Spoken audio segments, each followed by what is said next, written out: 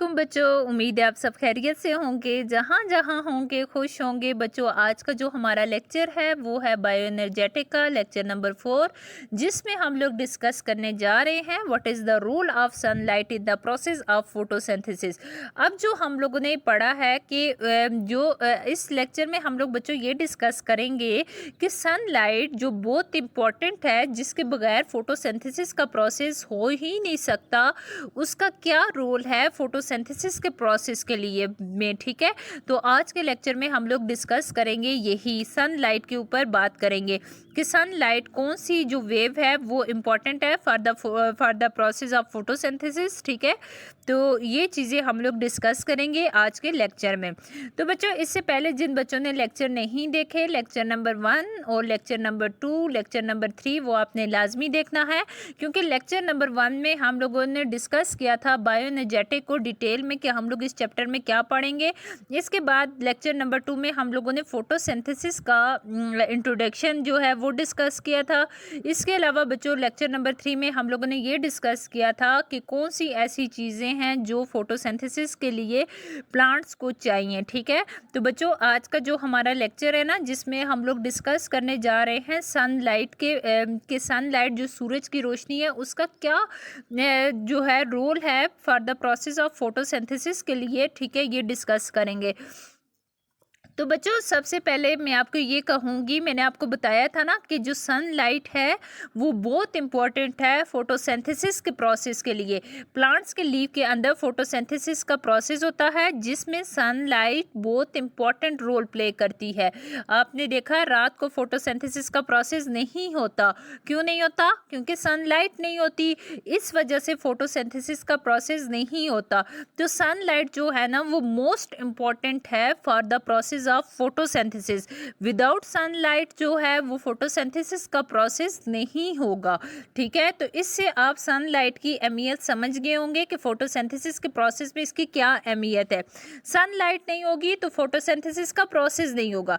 Photosynthesis का process नहीं होगा तो प्लांट्स फूड नहीं बना सकेंगे। प्लांट्स फूड नहीं बना सकेंगे और जो दूसरे लिविंग ऑर्गेनिज्म है वो फिर कहाँ से फूड लाएंगे। तो इस वजह से क्या कोई ऑर्गेनिज्म जिंदा रहेगा? नहीं।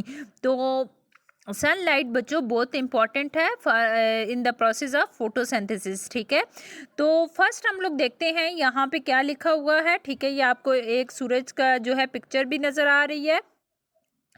तो बच्चों सबसे पहले लिखा हुआ है, ये आप सबको पता है, जो सूरज की रोशनी होती है ये मेन सोर्स है एनर्जी का। ठीक है, किसके लिए? फॉर ऑल लिविंग ऑर्गेनिज्म के लिए यही एनर्जी का मेन सोर्स है। ठीक है, यहीं से तो एनर्जी आई थी, तो प्लांट ने फोटोसिंथेसिस का प्रोसेस किया था।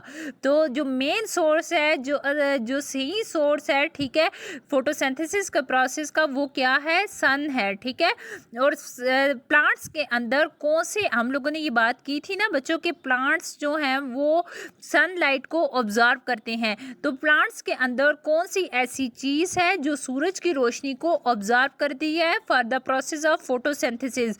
तो बच्चों प्लांट्स के अंदर ना क्लोरोफिल पाए जाते हैं। ये क्लोरोफिल क्या है? ये पिगमेंट्स हैं। पिगमेंट्स क्या होते हैं बच्चों?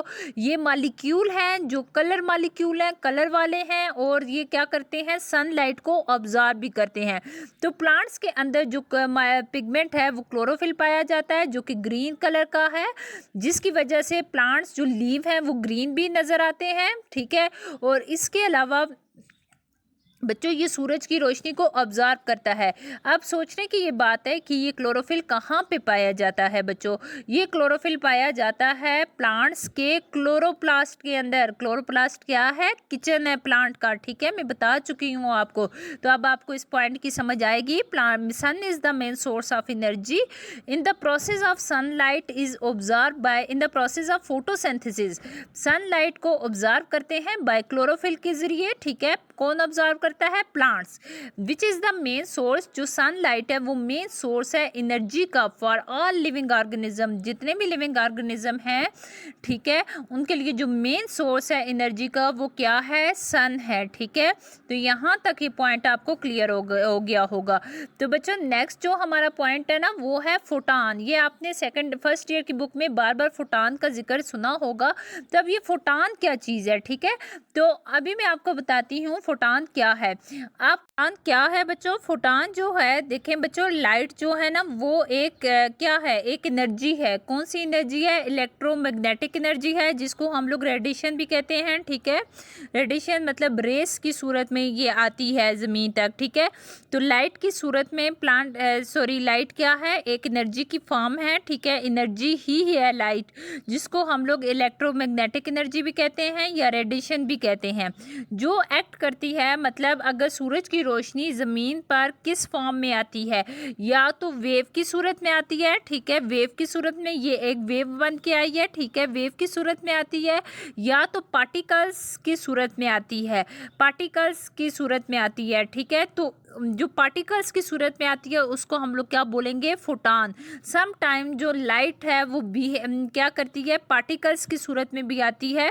ठीक है, अभी फिर मैं आपको ये पॉइंट एक्सप्लेन कर रही हूँ बच्चों, फोटान क्या है। देखें, लाइट जो है ये भी एक एनर्जी की फॉर्म है, जिसको हम लोग इलेक्ट्रोमैग्नेटिक एनर्जी कहते हैं या रेडिएशन कहते हैं, जो बिहेव करती है वेव की सूरत में, या सम टाइम या क्या करती है? पार्टिकल्स की सूरत में आती है, पार्टिकल्स की तौर पे बिहेव करती है, तो उसको हम लोग क्या बोलेंगे? फोटान्स बोलेंगे। ठीक है, समझ आ गई सब बच्चों को? फोटान क्या है? Light is the form of energy called electro, मतलब जो सूरज की रोशनी है ना, वो सम टाइम, सिंपली सी आपने ऐसे इसको ज़हन में रखना है, सूरज की रोशनी ज़मीन तक आती है, ये वेव है। वेव क्या है? ये एक वेव बन गई है। ठीक है, इस तरह आएगी तो वेव है, और अगर पार्टिकल्स की सूरत में आएगी, पार्टिकल्स के साथ आएगी, ठीक है, तो उसको क्या बोलेंगे? फोटान्स बोलेंगे। ठीक है, तो समझ आ गई आपको? ये हमारे पास था फोटान। नेक्स्ट हमारे पास है विजिबल लाइट। ये वर्ड भी आपने बहुत सुना होगा कि what is the visible light. Visible light क्या है? तो बच्चों, मैंने आपको बताया था जो सूरज की रोशनी है ना वो रेडिएशन, ठीक है, मतलब शुआएं, रेज हैं। ठीक है, तो अब कहते हैं वो रेज, वो रेडिएशन जो ये देखें, ये रेज निकल रही हैं। ठीक है, सारी कहते हैं वो रेज बच्चों, वो रेडिएशंस जो मोस्ट इम्पॉर्टेंट हैं लिविंग ऑर्गेनिज्म की लाइफ के लिए, वो हमारे पास क्या है? विजिबल लाइट है। फिर मैं बताती हूँ, वो रेडिएशंस, वो रेज, ठीक है, वो वेव्स, ठीक है, जो हमारे पास रेज क्या है? वेव्स ही होंगी ना, वेव की सूरत में आती हैं, वो हमारे पास क्या है? रेडिएशंस है। वो रेडिएशंस जो इम्पोर्टेंट हैं for the life of living organism, उसको हम लोग क्या बोलेंगे? विजिबल लाइट बोलेंगे।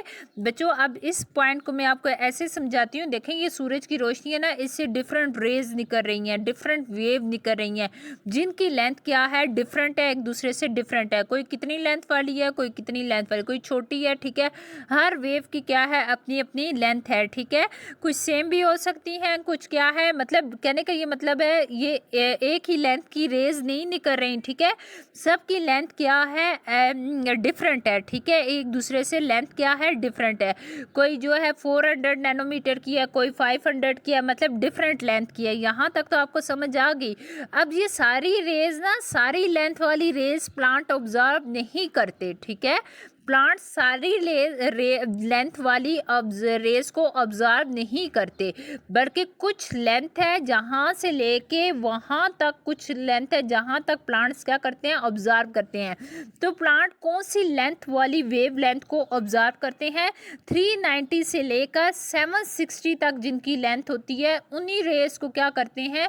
ऑब्जर्व करते हैं। ठीक है, 390, 391 से लेकर 92, 393 से लेकर, ठीक है, उसमें 4, 5, 6 भी आता है, 760 तक जितनी लेंथ होती है ना। अब इतनी लेंथ से लेकर इतनी लेंथ तक जितनी भी वेव्स होती हैं ना, प्लांट उनको ऑब्जर्व करते हैं। ठीक है, और वही फोटोसिंथेसिस के प्रोसेस के लिए क्या है? इन्हीं रेस के मौजूदगी में फोटोसिंथेसिस का प्रोसेस होगा। इस लेंथ से छोटी होगी तब भी नहीं होगा। अगर 760 से बड़ी लेंथ वाली रेस को ऑब्जर्व किया प्लांट में, तब भी फोटोसिंथेसिस का प्रोसेस नहीं होगा। वो क्या करेगा? अफेक्ट करेगा। ठीक है, वो फोटोसिंथेसिस के प्रोसेस को स्टार्ट ही नहीं करेगा। छोटी होंगी तो वो आगे मैं आपको बताती हूँ, ठीक है। यहाँ पर समझने की बात ये है कि प्लांट्स जो हैं वो क्या करते हैं, सारी जो सूरज की रोशनी पहुँचती है उसमें सारी लेंथ वाली रेस को ऑब्जर्व नहीं करते, बल्कि क्या करते हैं 390 से लेकर 760 तक जो वेव्स होती हैं जिनकी लेंथ होती है उनको प्लांट्स क्या करते हैं, ऑब्जर्व करते हैं। और वो यही रेस जो होती हैं बच्चों इंपॉर्टेंट होती हैं for the process of photosynthesis के लिए। कौन कौन सी 390 से लेकर इसमें जितनी आती हैं 760 तक वही प्लांट्स क्या करेंगे, क्लोरोफिल ऑब्जर्व करेंगे, उतनी लेंथ वाली, ठीक है। ये लिखा हुआ है तो ये आपका एमसीक्यूज बनता है, ये आपने अपने जहन में रख देना है 390 से लेकर 760 तक, ठीक है। तो अब विजिबल लाइट हम लोगों ने समझ लिया, वो रेडिएशंस, वो रेज जो इम्पॉर्टेंट हैं, जो प्लांट क्या करते हैं, ऑब्जर्व करते हैं for the process of photosynthesis, उसको विजिबल लाइट कहेंगे। तो विजिबल लाइट कौन सी होगी, 390 से लेकर 760 तक जितनी भी वेव लेंथ वाली जो रेज होंगी, ठीक है, उनको हम लोग क्या बोलेंगे, या रेडिएशन होंगी या रेज होंगी, ठीक है, या वेव होंगी, सब तीनों आप कह सकते हैं, ठीक है। तो वही प्लांट्स क्या करते हैं, ऑब्जर्व करते हैं। तो ये 390 से लेकर 760 तक क्या है, ये विजिबल लाइट्स हैं। क्यों? क्योंकि लिविंग ऑर्गेनिज्म जो प्लांट हैं ये उनके लिए, उनके फोटोसिंथेसिस के प्रोसेस के लिए इम्पोर्टेंट है, ठीक है। तो ये आपको समझ आ गई होगी, ठीक है। नेक्स्ट जो है हेडिंग है वो है अब्जॉर्प्शन स्पेक्ट्रम। अब ये क्या है अब्जॉर्प्शन स्पेक्ट्रम, ठीक है। अब बच्चों इसका मतलब ये है कि जो हम लोगों ने बात की है कि प्लांट्स के अंदर कौन है जो सनलाइट को ऑब्जर्व करता है, पिगमेंट्स हैं। कौन से पिगमेंट्स हैं, क्लोरोफिल। अब ये क्लोरोफिल कहाँ पे पाए जाते हैं, क्लोरोप्लास्ट, ठीक है। प्लांट्स के लीफ के अंदर पिगमेंट पाए जाते हैं जिनका नाम क्या है, क्लोरोफिल, जो कहाँ पे हैं, क्लोरोप्लास्ट में।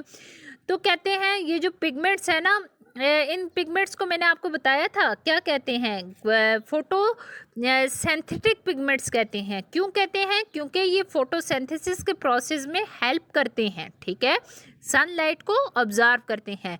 दैट्स वाई हम लोग इनको क्या कहते हैं, फोटोसिंथेटिक पिगमेंट्स कहते हैं, ठीक है। समझ आ गई आप लोगों को। क्लोरोफिल है फोटोसिंथेटिक पिगमेंट और कैरोटीनाइड्स भी हैं, ठीक है। ये मैं आपको फर्स्ट लेक्चर में बता चुकी हूँ। तो कहते हैं अब्जॉर्प्शन स्पेक्ट्रम में हम लोग ये बात करेंगे कि ये जो फोटोसिंथेटिक पिगमेंट है क्लोरोफिल, ये एक ही तरह का नहीं है। क्लोरोफिल ए भी है, बी भी है, सी भी है, और कैरोटीनाइड्स जो हैं ज़ेंथोफिल भी है, ठीक है।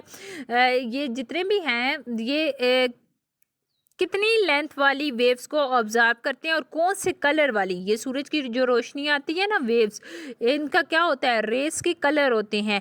तो अब बताते हैं कि ये जो क्लोरोफिल है ना बच्चों, ये कौन सी रेस को ऑब्जर्व करते हैं, ठीक है, कौन सी रेस को ऑब्जर्व करते हैं।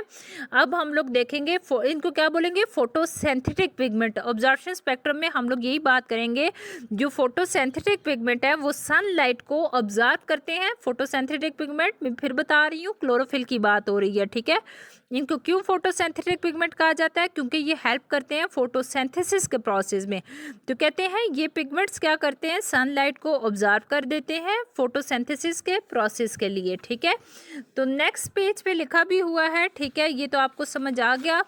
और बच्चों ये जो सूरज की रोशनी ज़मीन तक पहुंचती है ना, ठीक है, सूरज की रोशनी अगर फॉर एग्जांपल 100% पहुंच रही है तो उसमें ये ग्रीन प्लांट कितनी रोशनी को ऑब्जर्व करेंगे।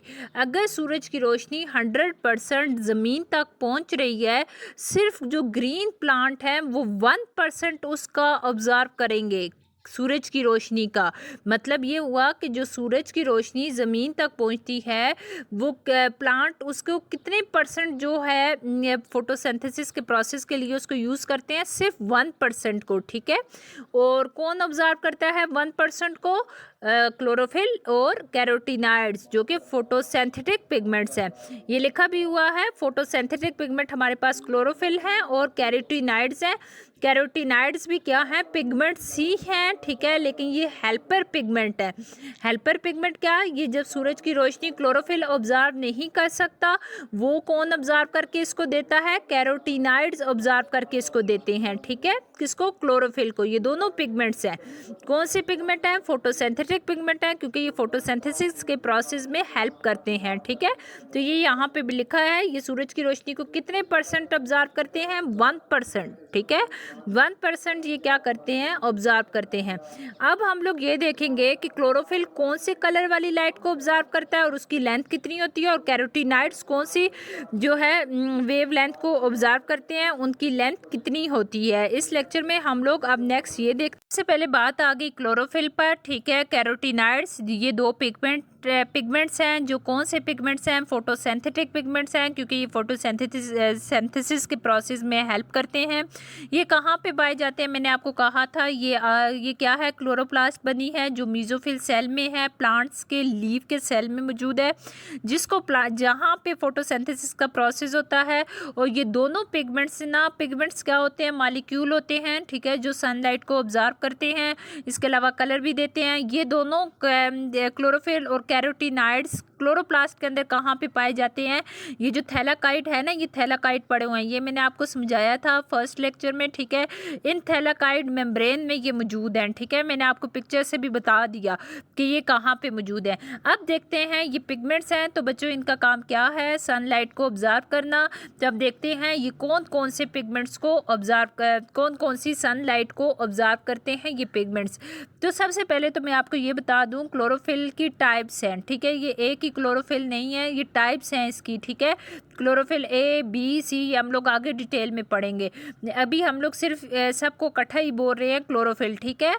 नेक्स्ट हमारे पास है कैरोटीनाइड्स, इसकी भी टाइप्स हैं, दो हैं, ठीक है। ये भी फोटोसिंथेटिक पिगमेंट है, मैंने आपको बताया था कि ये हेल्पर्स होते हैं क्लोरोफिल के। क्लोरोफिल ये वो लाइट को, हेल्पर किस तरह के, जो observe chlorophyll light sunlight observe नहीं कर सकते, उसको ये ऑब्जर्व करके इसको देते हैं, ठीक है। तो ये हेल्पर पिगमेंट हो गए, इसको एक्सेसरी पिगमेंट्स भी कहते हैं, ठीक है। ये हेल्प करते हैं क्लोरोफिल की for the process of photosynthesis में, ठीक है, और लाइट को ऑब्जर्व करते हैं। तो बच्चों देखते हैं कि क्लोरोफिल, हम लोगों ने बात किया पिगमेंट्स लाइट को ऑब्जर्व करते हैं, तो हम लोग अभी ये देखेंगे कि क्लोरोफिल कौन सी वेवलेंथ को ऑब्जर्व करता है। सबसे पहली बात, ये जो क्लोरोफिल्स हैं, ठीक है, ये पिगमेंट्स ये ऑब्जर्व करते हैं वायलेट ब्लू कलर की लाइट को, और उस वायलेट ब्लू कलर वाली लाइट की लेंथ कितनी होती है, मैंने आपको कहा था ना 390 से लेकर 760 तक वेवलेंथ होनी चाहिए, ठीक है। वो सारी उसमें अंदर जितनी भी आती हैं वही फोटोसिंथेटिक पिगमेंट ऑब्जर्व करते हैं, ठीक है। तो सबसे पहले अगर वायलेट ब्लू लेंथ देखें, वायलेट ब्लू वेवलेंथ की अगर लेंथ देखें 390 से लेकर 430, ये थोड़ा वो हो गया है, ठीक है, ये 430 लिखा हुआ है। वो वेवलेंथ जिसका कलर क्या होता है, वायलेट ब्लू कलर होता है, लेंथ कितनी होती है 390 से लेकर 430 तक, ठीक है। तो नैनोमीटर क्या है, यूनिट है जो वेव के साथ, वेव की यूनिट है, ठीक है, उसके साथ हम लोग क्या लगाते हैं, नैनोमीटर। तो ये क्या करते हैं, ऑब्जर्व करते हैं, ठीक है बच्चों। एक तो फिर दूसरा क्या है, क्लोरोफिल रेड वेवलेंथ को भी ऑब्जर्व करते हैं, जो रेड लाइट आती है, वेव आती है, उसको भी ऑब्जर्व करते हैं। अब उसकी लेंथ कितनी होती है, 670 से लेकर 700, ये क्या है, ये जीरो ऊपर डाल दिया, मैं भूल गई थी, 700 नैनोमीटर उसकी लेंथ होती है। उसके बाद जो ग्रीन वेवलेंथ है ना, ये बात आपने याद रखनी है, जो क्लोरोफिल मॉलिक्यूल होते हैं, जो सूरज की रोशनी में ग्रीन कलर वाली वेवलेंथ होती है, उसको रिफ्लेक्ट करते हैं, उसको ऑब्जर्व नहीं कर सकते, क्योंकि ये खुद ग्रीन कलर के हैं। ग्रीन कलर होगा तो वेवलेंथ आएगी, तो वो कलर क्या होगा, रिफ्लेक्ट होगा, ठीक है। तो उसको क्या करते हैं, रिफ्लेक्ट करना मतलब उसको क्या करते हैं, वो वापस चली जाती, उसको रिफ्लेक्ट करते हैं, ठीक है, उसको ऑब्जर्व नहीं करते, ठीक है। क्लोरोफिल ऑब्जर्व करते हैं वायलेट ब्लू कलर वाली वेवलेंथ को, 390 जिसकी लेंथ होती है, उससे लेकर 430 तक जिसकी वेवलेंथ होती है, है। इसके अलावा रेड वेवलेंथ को भी ऑब्जर्व करते हैं, जिनके मतलब रेड रेज तो बहुत आती हैं, लेकिन उन रेड रेज में जिनकी लेंथ 670 से लेकर 700 नैनोमीटर तक होती है वही क्लोरोफिल क्या करते हैं, ऑब्जर्व करते हैं। ग्रीन कलर वाली जो वेवलेंथ होती है, वेव होती है, उसको क्लोरोफिल ऑब्जर्व नहीं करते। ये आपके एमसीक्यूज है, ये याद रखना, उसको रिफ्लेक्ट करते हैं। अब नेक्स्ट हमारे पास है कैरोटीनाइड्स। कैरोटीनाइड्स भी क्या है, फोटोसिंथेटिक पिगमेंट्स हैं। अब देखते हैं ये कौन सी वेवलेंथ वाली जो वेव होती है, कौन सी लेंथ वाली वेव को ऑब्जर्व करते हैं। तो बच्चों ये भी वेव लेंथ को ऑब्जर्व करते हैं। मैंने आपको बताया था ना, ये हेल्पर पिगमेंट है। ये उन वेव्स, उस रोशनी को ऑब्जर्व करते हैं जो क्लोरोफिल नहीं कर सकता, लेकिन ये भी एक मखसूस जो वेव लेंथ वाली वेव्स होती हैं उन्हीं को करते हैं। तो वो कितनी होती हैं, 500 से लेकर 600 नैनोमीटर तक। जितनी भी वो वेव जिनकी लेंथ 500 से लेकर 600 तक होती है, उनको कैरोटीनाइड्स क्या करते हैं, ऑब्जर्व करते हैं। ये था, ठीक है, क्लोरोफिल और कैरोटीनाइड्स फोटोसिंथेटिक पिगमेंट्स का। मैंने आपको बता दिया ये कौन कौन सी लाइट को ऑब्जर्व करते हैं और उनकी लेंथ कितनी होनी चाहिए, ठीक है। तो इसमें आपके एमसीक्यूज भी बन रहे हैं कि जो प्लांट्स हैं वो कितनी ज़मीन से जो सूरज की रोशनी पड़ती है उसको कितना ऐसा इस्तेमाल करते हैं, सिर्फ 1% इस्तेमाल करते हैं। तो उसको ऑब्जर्व कौन करता है, क्लोरोफिल और कैरोटीनाइड्स, ठीक है। दीज टू आर क्या हैं, फोटोसिंथेटिक पिगमेंट्स हैं, ठीक है। अब फिर मैंने आपको अलग करके बताया ये कौन सी जो वेव होती हैं, कितनी लेंथ वाली वेव लेंथ को ये ऑब्जर्व करते हैं, दोनों का मैंने आपको बताया।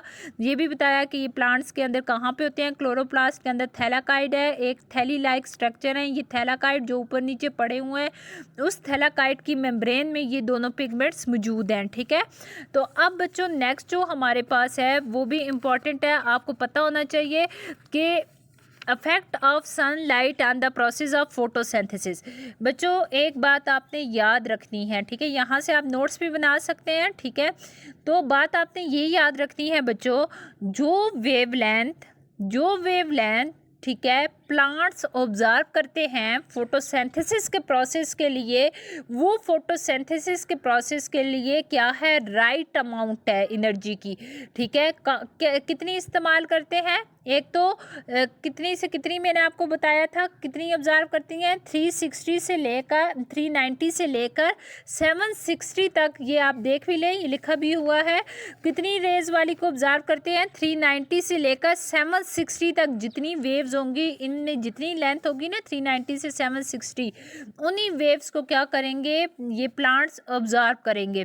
अगर फॉर एग्जांपल, ठीक है, 390 से छोटी वेव है, ठीक है, 390 से छोटी वेव्स को प्लांट ऑब्जर्व नहीं करेंगे। क्यों नहीं करेंगे, उसकी भी वजह है, ठीक है। और कहाँ से कहाँ तक कर सकते हैं प्लांट, मैंने आपको बताया है 390 से लेकर 760 तक, ठीक है। अगर 760 से बड़ी हुई वो वेव, जिनकी लेंथ 760 से बड़ी हुई, वो भी प्लांट ऑब्जर्व नहीं करते। क्यों नहीं करते, इसकी वजह भी हम लोग इसी लेक्चर में देखेंगे। तो बच्चों जो प्लांट्स, सबसे पहले तो आपको पता होना चाहिए प्लांट्स कितनी वेव लेंथ, जिनकी कितनी कौन सी वेव मतलब लेंथ वाली, कितनी वेव लेंथ वाली वेव्स को ऑब्जर्व करते हैं, 390 से लेकर 760 तक। और इन्हीं वेव्स में क्या है, राइट अमाउंट ऑफ एनर्जी है for the process of photosynthesis. यही वेव्स होंगी, इन्हीं से क्या होगा, फोटोसिंथेसिस का प्रोसेस होगा। इससे बड़ी रेज हुई या इस लेंथ से छोटी वाली वेव्स हुई तो फिर फोटोसिंथेसिस का प्रोसेस नहीं होगा, बल्कि उसको क्या होगा, अफेक्ट करेगा।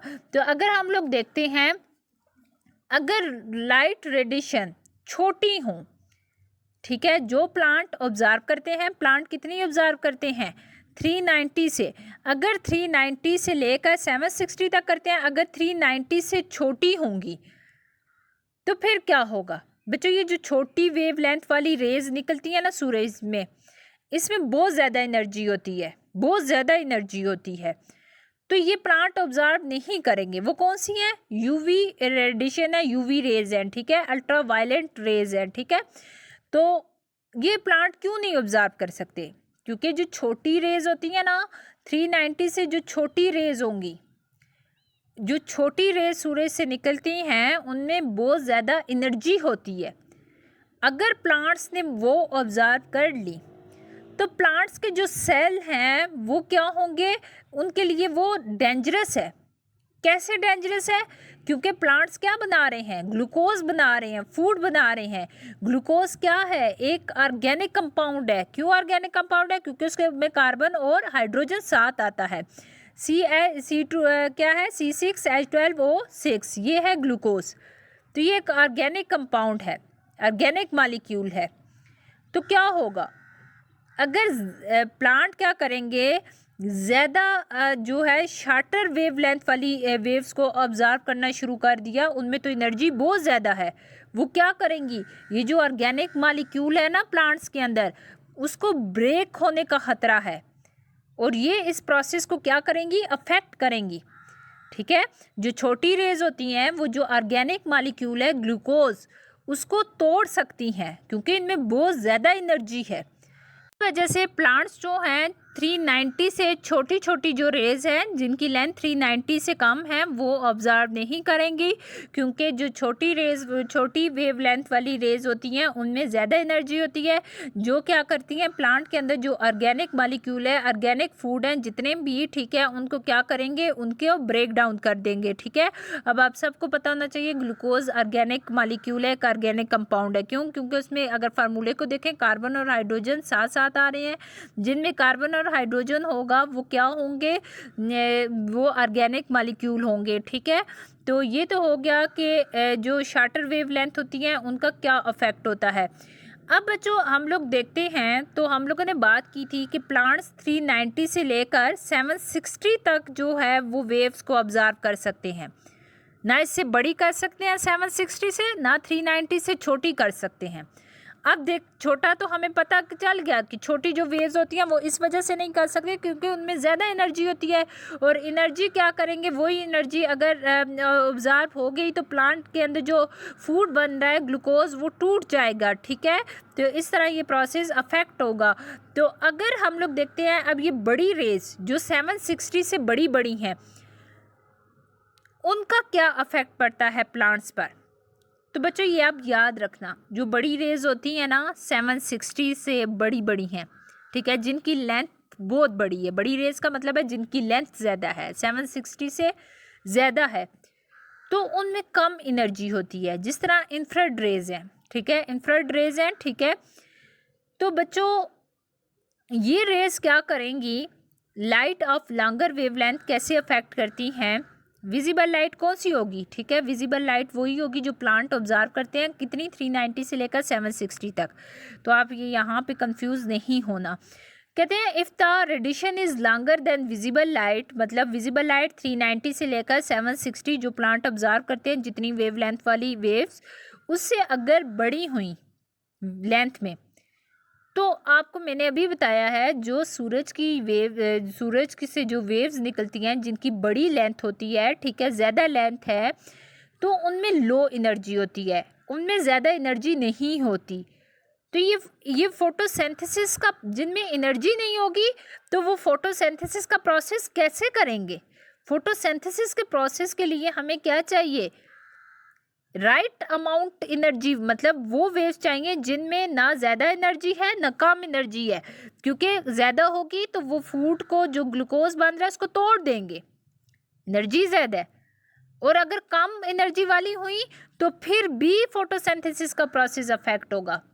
कैसे कैसे क्योंकि फोटोसिंथेसिस के जो प्रोसेस है उसको एनर्जी चाहिए, ना ज़्यादा चाहिए ना कम चाहिए। ठीक है, अगर बड़ी रेज को ऑब्जर्व करना शुरू कर दें पिगमेंट्स, तो वो क्या होगा, उनमें तो एनर्जी ही नहीं है, अभी हम लोगों ने बात की है।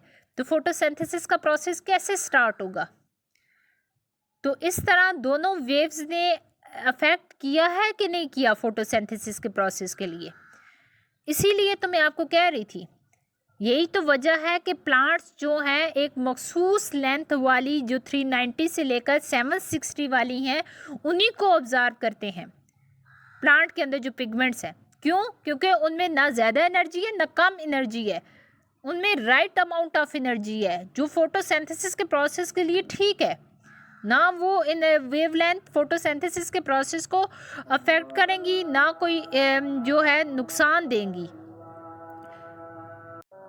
तो बच्चों ये था आज का लेक्चर, उम्मीद है आपको समझ आया होगा। ठीक है, ये तो मैंने आपको समझाया कि जो सनलाइट है उसका क्या अफेक्ट पड़ता है फोटोसिंथेसिस के प्रोसेस के लिए, ये आपने अपने माइंड में रख देना है। अब आपको क्लियर हो गया होगा कि जो फोटोसिंथेसिस का प्रोसेस है उसके लिए जो 390 से लेकर 760 तक जो है जिनकी लेंथ होती है वही वेव्स ऑब्जर्व होंगी, क्योंकि उनमें राइट अमाउंट ऑफ एनर्जी होती है वो फोटोसिंथेसिस के प्रोसेस के लिए। ठीक है, उनमें ना ज़्यादा एनर्जी है ना कम एनर्जी है, तो फोटोसिंथेसिस प्रोसेस को कोई असर नहीं होगा। ठीक है, तो बच्चों ये था लेक्चर, उम्मीद है आपको समझ आया होगा। थोड़ा लंबा हो गया, लंबा लेक्चर इस वजह से हुआ है कि छोटे छोटे टॉपिक है तो मैं इनको आपको एक साथ ही पढ़ा रही हूँ। ठीक है, लेकिन आपने सब टॉपिक्स को पढ़ना है क्योंकि आपके कंसेप्ट क्लियर हों। तो बच्चों फिर भी आपका कोई क्वेश्चन है तो आप मुझसे कमेंट्स बॉक्स में पूछ सकते हैं। मैंने बहुत ईजी करके आपको समझाया, फिर भी आपको आप पूछ सकते हैं। बच्चों मुझे दे नेक्स्ट वीडियो तक इजाज़त, नेक्स्ट वीडियो में दोबारा से हाजिर होंगी एक नए लेक्चर के साथ। तब तक खुदा हाफिज़।